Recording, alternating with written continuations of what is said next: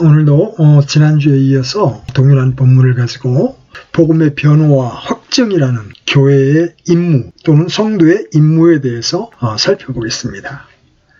1장 18절 말씀 보겠습니다. 그러면 무엇이냐? 그럼에도 불구하고 거체로 하든지 진실로 하든지 모든 방법으로 그리스도께서 선포되시나니 이로써 나는 기뻐하고 또 참으로 기뻐하리라. 사도의 커다란 소원은 환경이나 상황이 어떠하든지 빌립보 신자들이 자신과 마찬가지로 주 안에서 기뻐할 수 있는 상태에 이르는 것이었습니다. 기뻐한다라는 단어는 이 서신의 주제이자 동기인 까닭에 이 서신 전체에 걸쳐서 나타나고 있습니다. 그리고 12절에서 바울은 그러한 행복과 기쁨의 상태를 방해할 만한 것들 가운데 한 가지를 염두에 두고 있습니다. 그는 빌립보 교회의 신자들이 자신이 감옥에 있다는 사실에 관심을 가지고 있음을 알고는 그들을 권면하고 있는 것입니다. 우리는 몇 주 전에 이 부분을 따로 다루었죠? 오늘은 사도 자신이 감옥에 있는 것과 감옥에 갇힌 상태에서 받는 고난을 더 악화시키는 어떤 문제를 다루려고 합니다. 그것은 어떤 잘못된 형제들의 태도였습니다. 바울은 이 사람들이 어떤 면에서 교회 안에 있으나 투기와 분쟁으로 그리스도의 복음을 전파한다고 말하고 있습니다. 이것은 그 자체만으로도 흥미로운 구절이지만 여기서 사도가 빌립보 신자들의 상황에서 뿐만 아니라 모든 시대의 모든 곳에 있는 교회에 적용될 수 있는 위대한 원칙을 규정한다는 사실을 깨달을 때 훨씬 더 중요하게 됩니다. 앞으로 살펴보겠지만 그것은 우리에게도 커다란 의미를 가지고 있습니다. 이러한 특별한 문제를 다루는 중에 사도는 교회의 참모습에 대한 새로운 특성을 제시하고 있습니다. 이제까지 우리는 사도가 이 서신의 1장 1절로 12절까지 해서 개개의 그리스도인에 대해서 그리고 그들이 그리스도 예수 안에 있는 은혜와 지혜 가운데 성장하는 방식에 대해서 어떻게 묘사해 왔는가를 고찰해 보았습니다. 또한 우리는 바울을 통해서 우리의 우리된 것이 오직 하나님의 은혜라는 사실을 깨닫게 되었습니다. 이 같은 선한 일을 시작하셔서 그 일을 계속하시고 장차 완전히 이루실 분은 하나님이신 것입니다.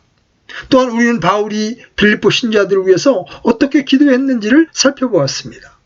그는 그들의 사랑이 지식과 모든 판단 안에서 점점 더 풍성해지고 지극히 선한 것을 분별하며 또 진실하여 허물이 없기를 기도했습니다. 우리는 그가 그리스도인을 그 안에 생명이 있는 나무에 비교하고 있음을 살펴보았습니다. 생명 즉 수액은 그리스도 자신이며 그렇기 때문에 그리스도인은 열매를 맺어야 합니다. 바로 그 수액, 그 생명 때문에 그가 맺는 열매는 하나님께 영광과 찬양을 돌리게 되는 것입니다.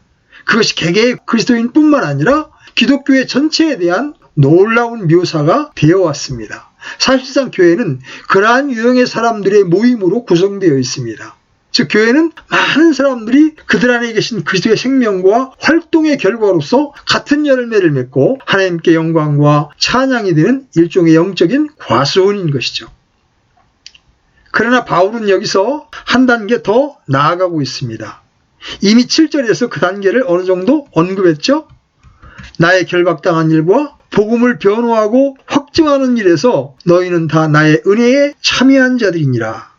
그는 거기에서 이미 교회의 기능에 관해서 어떤 사실을 이야기했습니다. 또한 빌립보 신자들 모두가 그 일에 자신의 은혜에 함께 참여한 자들이 되었다고 말하고 있습니다. 그래서 그는 여기 이 부분에서 그 생각으로 돌아와서 상세히 설명하고 있습니다. 사도는 복음을 전파하는 이 커다란 문제에 참여하는 것이 어떻게 교회의 모든 구성원들의 일이 되는지를 지적하고 있습니다. 예를 들어 16절에서 어떤 사람들은 내가 복음을 변하기 위해 세워준 줄 알고 사랑으로 복음을 전파한다고 말했습니다. 그리고 27절에서는 이런 식으로 말하고 있죠. 오직 너희의 행실을 그리스도의 복음에 합당하게 하라. 그리하면 너희에 대한 일들 곧 내가 가서 너희를 보든지 떠나 있든지 너희가 한 영 안에 굳게 서서 복음의 믿음을 위하여 함께 한 마음으로 함께 싸우며. 그는 거기서 다시금 동일한 표현을 하고 있습니다. 이처럼 여기에 교회의 기능에 대한 더 발전된 묘사가 있습니다. 이제 이것을 이렇게 설명해 보겠습니다. 사도에 따르면 교회는 동일한 메시지와 동일한 진리를 듣고 그것을 믿는 사람들로 말미암아 존재하게 됩니다.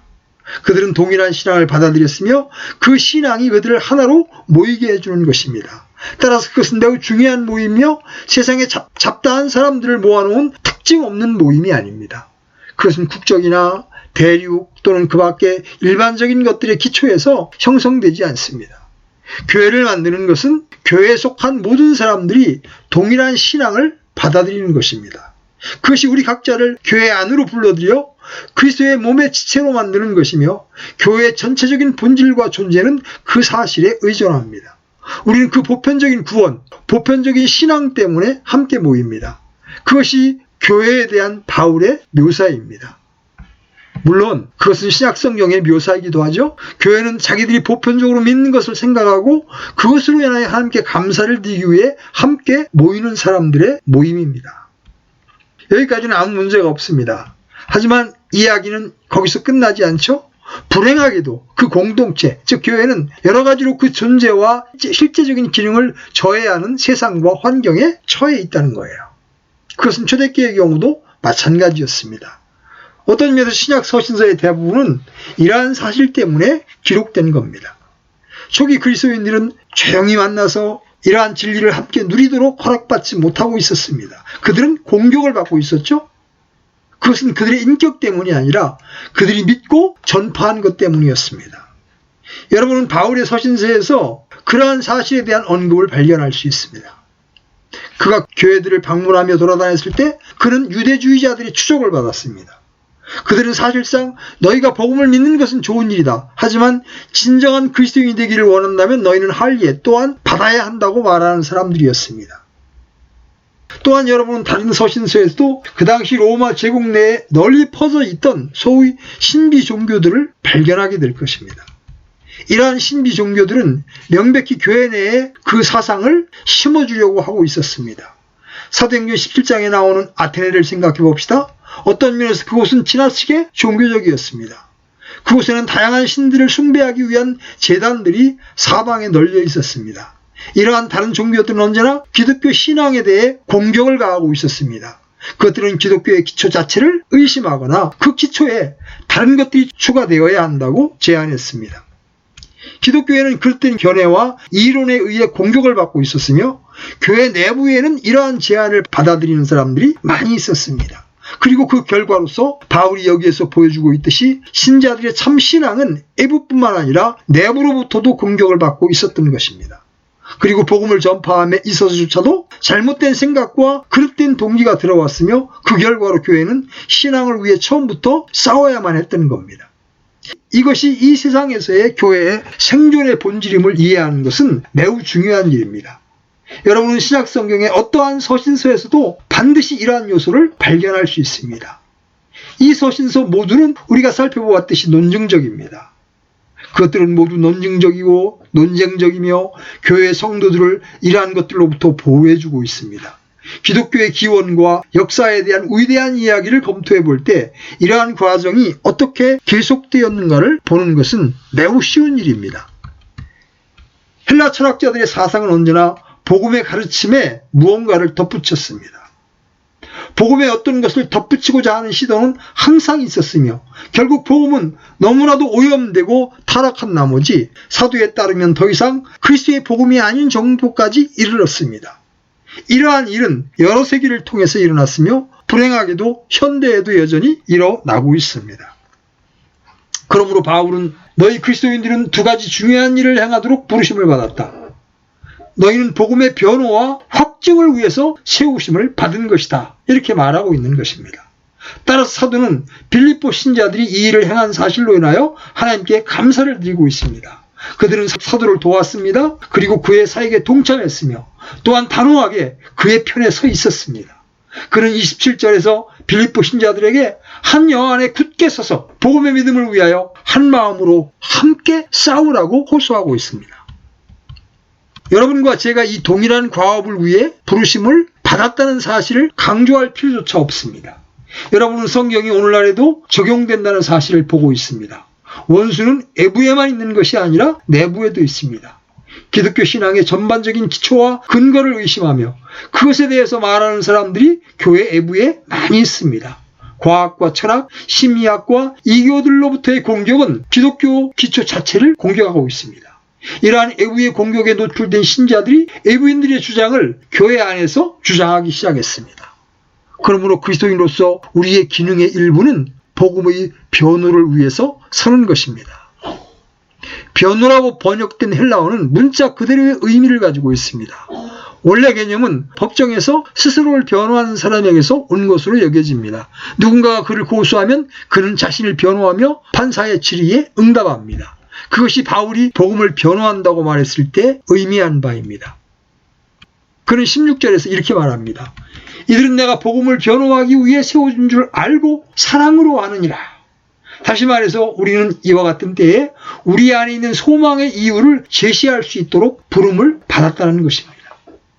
우리는 복음에 대한 이 같은 공격이 다양한 방향으로부터 임할 때 그 공격에 대처할 수 있는 위치에 있어야 합니다. 변증학은 신학의 논증적인 한 분야이며 바울은 모든 그리스도인이 그 분야에 있어서 능동적이 되어야 한다고 말하고 있습니다. 이처럼 사람들이 다양한 근거에서 복음을 공격할 때 우리는 그들의 반대 의견에 대체해서 답변을 제시할 수 있어야 합니다.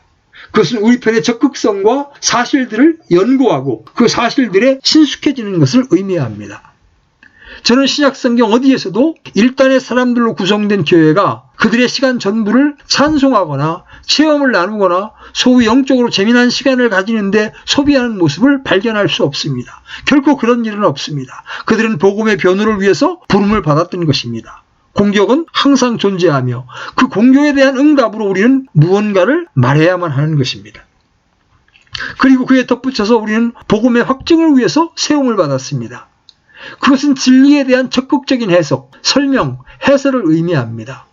그리고 무엇보다도 우리의 삶과 일상생활에서 보여줄 수 있는 증거를 제시해야 함을 의미합니다. 그러나 모든 것은 다음과 같은 결론에 이르게 됩니다.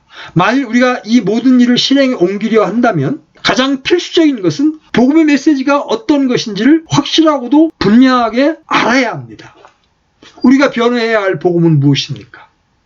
오늘날에 가해지고 있는 공격을 볼 때 나는 무엇이라고 말해야 합니까? 우리가 그리스도의 신성, 기적들, 동정녀 탄생, 부활의 문체적 사실에 대한 사람들의 공격에 직면하게 된다고 합시다. 그럴 때 우리는 단지 이렇게 말해야 하겠습니까? 그것은 그의 의견입니다. 그는 예의 바른 사람이죠?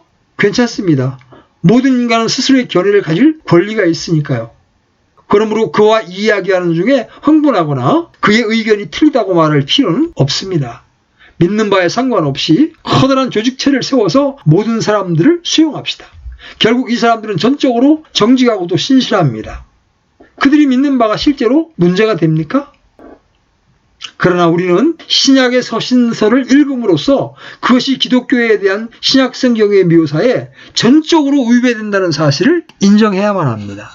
하나님께서는 우리 중 어느 누구도 논쟁 자체를 위한 논쟁을 즐기거나 무관심해지는 것을 금하고 계십니다. 그렇다고 해서 논쟁을 회피하는 일은 무관심하게 되거나 어떤 사람이 무엇을 믿든지 문제가 되지 않는다고 말하는 것이 아닙니다. 오히려 우리는 확실한 태도를 갖추어야 합니다. 만일 우리가 신앙을 위해 싸우도록 부름받았다면 신앙이 무엇인지를 알아야 하며 그 지식은 반드시 명확하고도 분명한 것이어야 합니다. 그런 후에 사도는 그것이 무엇인지를 확실하게 말해주고 있으며 우리는 그가 말하고 있는 내용을 주의 깊게 주지해야 합니다. 우리가 다루고 있는 빌립보서 1장 12절로 18절 본문을 한번 봅시다. 그러나 형제들아 내게 일어난 일들이 도리어 복음을 진전시키는 기회가 된 줄을 너희가 알기를 내가 원하노라. 그리하여 그리스도 안에서 내가 결박당한 일이 온 궁궐안과 다른 모든 곳에 드러나게 되었고 주 안에 있는 형제들의 많은 이들이 내가 결박당한 일로 인해 확신을 갖게 되어 두려움 없이 말씀을 더욱 담대히 말하게 되었느니라.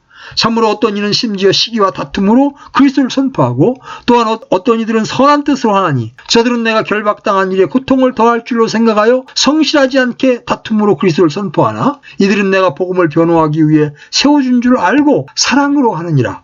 그러면 무엇이냐? 그럼에도 불구하고 거칠로 하든지 진실로 하든지 모든 방법으로 그리스도께서 선포되시나니 이로써 나는 기뻐하고 또한 참으로 기뻐하리라. 이제 우리는 그것을 두 가지의 주요한 명제의 형태로 요약할 수 있습니다. 첫째로 복음은 그리스도를 전파하는 것으로 구성되어 있습니다. 여러분은 바울이 그 사실을 어떻게 3번이나 언급하고 있는지 주시하셨습니까? 그는 15절에서 그리스도를 선포하나니 이렇게 말하죠. 16절에서도 그리스도를 선포하느니라. 그리고 18절에서는 그리스도께서 선포되시느니라고 그리스도를 선포하는 것에 대해서 언급하고 있습니다. 또한 말씀을 말하는 것, 복음을 변호하는 것에 대해서도 말하고 있습니다. 하지만 그것은 단지 동일한 것, 즉 복음, 말씀, 그리스도를 전파하는 것을 묘사하는 다른 말일 뿐입니다. 오늘날의 상황은 우리에게 복음에 대해 특별히 강조할 것을 요구하고 있습니다. 그러면 이 초대교회에 그리스도인들이 전파했던 것은 무엇이었습니까? 결국 그것이 우리의 기준이어야 합니다. 기독교회는 최초의 전파자였던 사도들로부터 직접 그리고 역사적으로 전래되어 왔습니다. 그러므로 전파되어야 할 복음에 관해서 우리가 명확한 태도를 가지기 원한다면 그들이 행했던 바를 알아야만 할 것입니다. 교회는 무엇 위에 형성되었고 확립되었습니까? 원래의 메시지는 어떤 것이었습니까? 여러분은 사도행전에서 사도가 여기에서 사용한 것과 똑같은 말을 발견하게 될 것입니다. 예를 들어 8장에 나오는 빌립과 에디오피아 네시의 이야기를 읽어보십시오. 그 사람은 예루살렘에서 벌어진 종교적인 축제를 마치고 집으로 돌아가고 있었습니다. 여행 중에 그는 이사야 53장을 읽고 그것을 이해하기 위해서 애를 쓰고 있었습니다. 그때 빌립이 그에게 이르러 읽는 것을 깨닫느냐? 이렇게 묻습니다. 그리고 나서 빌립은 그에게 성경을 설명해 주기 시작했습니다. 우리는 35절에서 예수님을 선포하니 라는 말씀을 읽게 됩니다. 또한 바울이 회심한 직후로 그가 전에 열심히 핍박하였던 바로 그 사람들에게 그리스도를 전하기 시작했다는 사실을 대하게 됩니다. 그리고 내가 어떻게 해야 구원을 얻으리까? 라고 부르짖었던 빌립보 감옥의 간수의 이야기가 있습니다. 바울과 실라는 그에게 주 예수 그리스도를 믿으라고 대답했으며 계속해서 그들이 주의 말씀을 그와 그의 가족에게 가르쳤다는 사실을 읽게 됩니다. 하지만 가장 두드러진 사건은 사도행전 17장 2절로 3절에 나옵니다. 바울이 자기의 관례대로 그들에게 들어가 새 안식일에 성경 기록들을 인용하여 그들과 토론하며 그리스도께서 반드시 고난을 받고 죽은 자들로부터 다시 일어났어야 함을 설명하고 주장하며 또한 내가 너에게 선포하는 이 예수님이 그리스도시라고 하니, 저는 계속해서 복음 전파는 본질적으로 그리스도를 선포하는 것임을 입증할 수 있습니다. 그것이 사도들이 행한 것이었으며 바울이 이전에 빌립보에서 행했던 것입니다. 또한 그것은 그가 계속해서 그들에게 그리스도를 전파하는 것에 관해서 일깨워주고 있는 이유입니다. 다시 말해서 교회와 복음의 메시지는 분명합니다.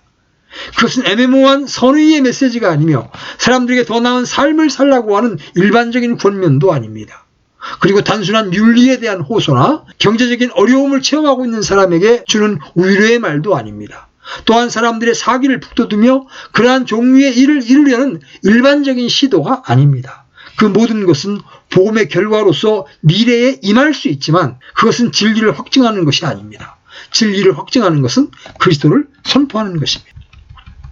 따라서 메시지에 대한 시험, 테스트는 다음과 같은 것이어야 합니다. 그리스도께서 중심이 되는가? 그리스도께서 핵심이 되는가?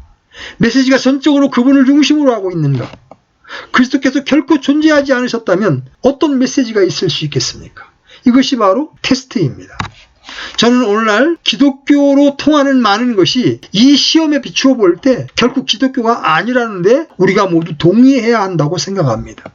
그것은 그리스도 없이 가능한 것입니다. 헬라 철학과 이슬람교회는 이상주의의 경향이 농후하죠. 거기에는 전적으로 그리스도와 분리된 선과 도덕적인 향상 운동이 많이 있습니다. 그러나 그것은 결코 복음이 아니며 말씀이 아닙니다. 바울은 자신이 관심을 가지고 있는 것이 그리스도요, 선포하는 것이 그리스도며 복음의 변호를 위해 세우심을 받았다고 말했습니다. 그리고 그는 이 사실을 엄청나게 극단적인 형태로 표현하고 있습니다. 곧 그는 시기와 다툼으로 그리스도를 선포한 사람들의 전파까지도 기뻐한다고 말하고 있습니다. 여러분은 그것보다 더 강력한 진술을 결코 발견할 수 없을 것입니다. 바울은 사실상 이렇게 말하고 있습니다. 내가 감옥에 있기 때문에 그런 나의 상황을 이용할 수 있고 주로 나를 괴롭히기 위해서 그리스도의 복음을 전파하고 있는 사람들이 있다. 그들은 무리를 자신들에게 이끌기를 간절히 바라고 있으며 여기에서 내가 반응을 볼 수 없다는 사실을 이용하여 그 일을 행하고 있다. 하지만 그들이 전적으로 잘못된 동기를 가지고 복음과 그리스도를 전파하고 있다는 사실이 이상한 것이기는 하더라도 나는 기뻐하고 또한 기뻐한다. 왜냐하면 어떤 방도로든지 전파되는 것은 그리스도이기 때문이다. 사도가 의미하는 말은 어떤 면에서 복음을 증거하는 동기가 전적으로 잘못된 사람일지라도 그가 그리스도를 전파하는 한 그를 용서할 준비를 갖추고 있다는 것입니다. 그런데 여러분이 바울의 다른 서신서나 이 서신의 3장을 읽는다면 여러분은 사도가 용서하려 하지 않는 어떤 사람들이 있음을 발견하게 될 것입니다. 그들은 교리상의 오류에 빠진 유대주의자였습니다. 사도는 단지 그들을 정죄할 뿐이었습니다. 여러분은 그가 갈라디아 신자들에게 보낸 편지에서 보여준 강경한 어투를 기억하고 있을 것입니다. 그러나 우리나 혹은 하늘로부터 온 천사라도 우리가 너희에게 선포한 복음 외에 어떤 다른 복음을 너희에게 선포하면 그는 저주를 받을지어다. 그리고 고린도 교회에 보낸 편지에서도 동일한 내용을 말하고 있습니다. 어떤 사람이 주 예수 그리스도를 사랑하지 아니하면 그는 주께서 임하심으로 저주를 받을지어다. 확실히 그것은 신약성경 전체에 흐르고 있는 사상입니다. 바울은 이 교리에 대한 논쟁은 있을 수 없다고 말합니다. 하지만 그것은 반대로 두 번째 질문으로 우리를 인도합니다. 그리스도를 선포한다는 것은 어떤 의미입니까? 다시 한번 그 대답은 신약성경에 풍성하게 주어져 있습니다. 사도행전 13장을 보십시오. 거기에서 우리는 사도가 선포한 내용을 대하게 됩니다. 또는 2장에 나와 있는 베드로가 오순절에 예루살렘에서 한 설교를 보십시오. 또는 사도행전 10장에서 베드로가 고넬료에게 한 설교를 보십시오. 이 모든 기사에서 사도들이 전파한 것은 무엇이었습니까? 이것들은 사도들이 전파한 것의 핵심입니다. 그들은 무엇보다 먼저 사실을 보고하고 그런 후에 사실의 의미를 제시했습니다. 다시 말해서 그들은 돌아다니면서 예수님과 부활을 전파했으며 사람들에게 그리스도를 선포했습니다. 그들은 우리는 이방신을 전하는 것이 아니며 너희 철학자들과도 같지 않다. 우리는 실제로 일어난 어떤 일을 너희에게 이야기하기 위해 왔다. 이렇게 말했습니다. 그리고 나서 그들은 나사렛 예수의 이야기를 전하기 시작했습니다. 그들은 사복음서에 기록되어 있는 이야기를 했는데 그 복음서들은 그 당시에 기록되지 않았었습니다.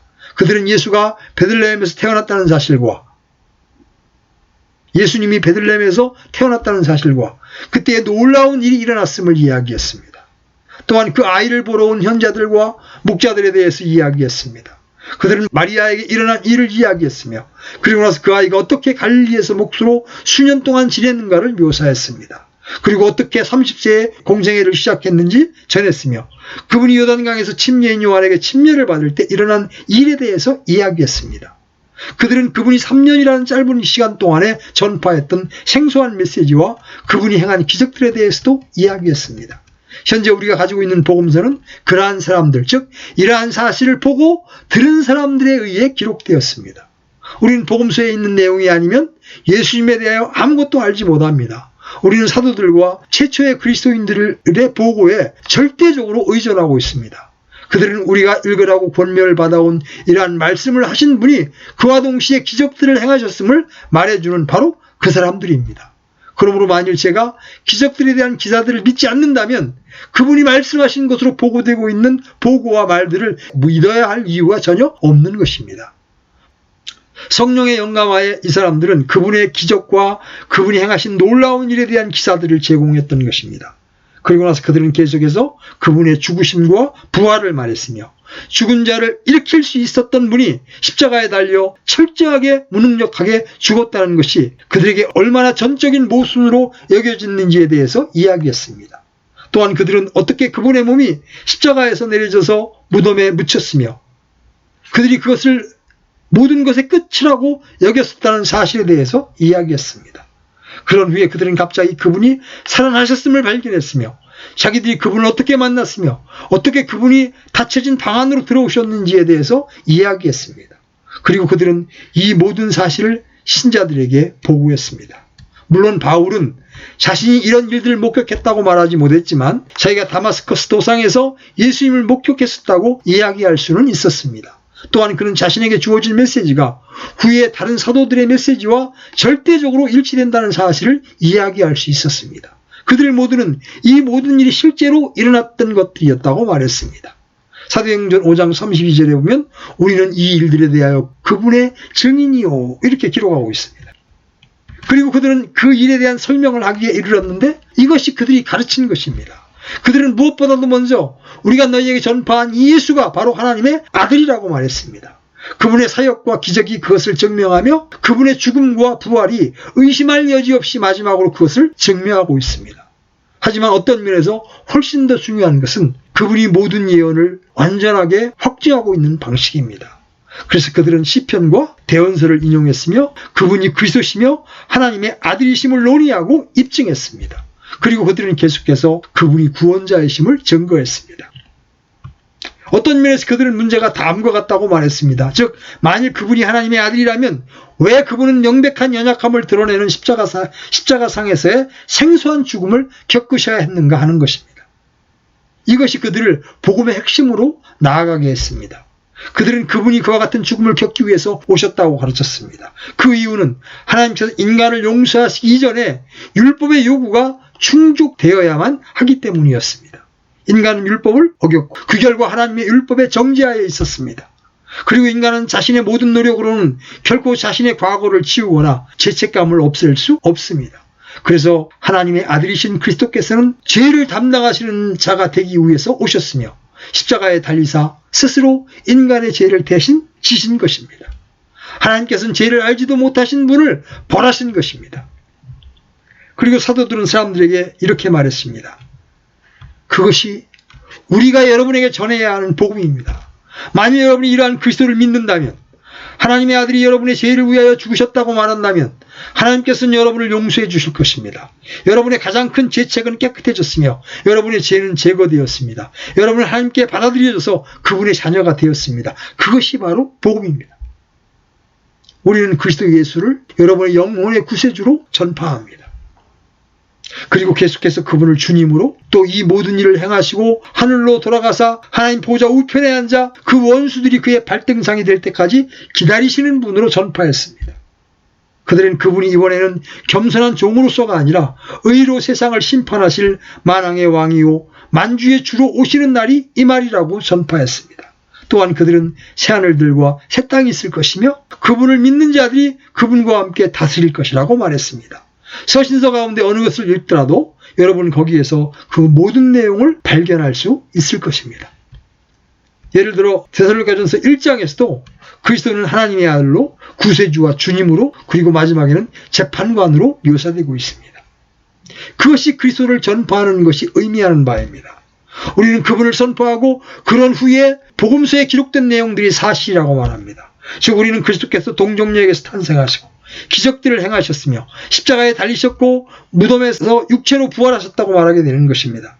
우리는 그분을 완전한 구세주이자 주님으로 선포합니다. 그리고 그 신앙을 위해 싸웁니다. 우리는 주장을 합니다. 논쟁을 벌이며 또한 생각합니다. 반대 의견들에 대답합니다. 그리고 우리는 그분이 완전하시며 모든 부분들이 조화를 이루고 있다고 말합니다. 그러나 무엇보다도 바울에 따르면 만일 우리가 진정한 그리스도인이라면 우리는 그 복음을 전파하는데 기쁨을 누리게 된다는 거예요.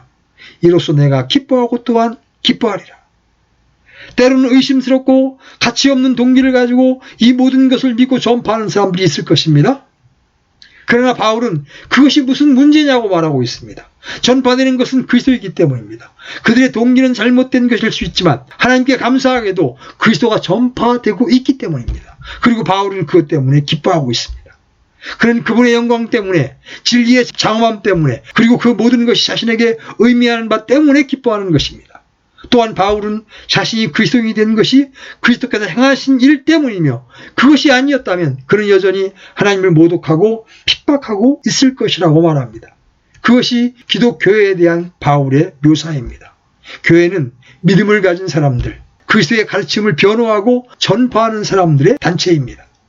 또한 교회는 기뻐하는 사람들, 복음에 대한 비판과 공격에 민감한 사람들, 그러나 불완전함에도 불구하고 진실된 믿음을 가진 모든 사람들에게 모든 관용을 품는 사람들의 단체입니다. 저는 이것이 오늘날을 사는 우리에게 부여된 커다란 소명이라고 생각합니다. 외부와 내부에서 임하는 공격들이 존재하고 있지만 영광스러운 신앙을 위해서 열심히 싸웁시다. 그리고 각자 그리스도를 전파합시다. 온 교회가 그리스도를 전파할 수 있도록 기도합시다. 무엇보다도 하나님께서 성령을 보내사 부흥과 각성이 일어나게 해주시기를 간구합시다. 그리스도께서 열방 중에 선포되고 영광을 받으시며 찬미를 받으시도록 말입니다. 오늘 하나님께서 교회에 주신 사명, 신자들에게 주신 특별한 사명에 대해서 살펴보았습니다. 그것은 바로 복음을 변호하고 확증하는 일에 이제 우리가 참여하는 것입니다. 우리를 이러한 놀라운 사명으로 불러주신 주님 앞에 감사합니다.